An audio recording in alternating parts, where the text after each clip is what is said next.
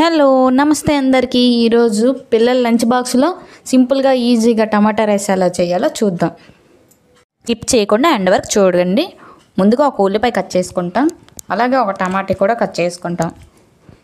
Mixie జార్లోని టమాటీ ముక్కలు, అల్లం, అలాగే వెల్లుల్లి,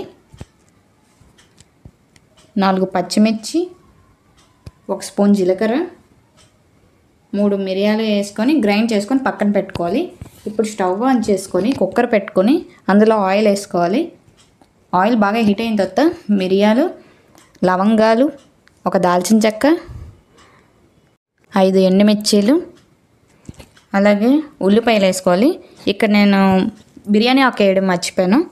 మీరు బిర్యానీ ఆకు వేసిన తర్వాత ఉల్లిపాయలు వేయండి. ఇప్పుడు బాగా ఫ్రై చేసుకోవాలి. మన ఛానల్ లైక్ అండ్ సబ్స్క్రైబ్ చేయడం మాత్రం మర్చిపోకండి. చాలామంది చూస్తున్నారు కానీ లైక్ చేయట్లేదు. దయచేసి లైక్ చేయండి. నేను ఇప్పుడు బిర్యానీ ఆకేసాను. వీటిని బాగా ఫ్రై చేయాలి. ఇప్పుడు మనం గ్రైండ్ చేసుకొని పేస్ట్ వేసుకోవాలి. ఇప్పుడు బాగా మిక్స్ చేసుకొని ఫ్రై చేయాలి. బాగా ఫ్రై అయిన తర్వాత పసుపు, కారం తగినంత, ఉప్పు తగినంత వేసి బాగా ఫ్రై చేయాలి ఆయిల్ తేలిన వరకు. ఇలా ఆయిల్ తేలింది. ఇప్పుడు నానబెట్టుకున్న బియ్యం వేసుకోవాలి. బియ్యం వేసి బాగా మిక్స్ చేసుకోవాలి. 1 గ్లాస్ బియ్యంకి అయితే 2.5 గ్లాస్ వాటర్ వేయాలి.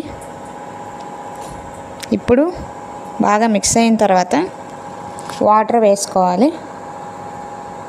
టేస్ట్ కూడా చాలా బాగుంటుందండి. ఇప్పుడు వాటర్ వేసుకొని బాగా మిక్స్ చేసి కుక్కర్ పెట్టుకొని 3 విజిల్లు వచ్చిన వరకు చూడాలి.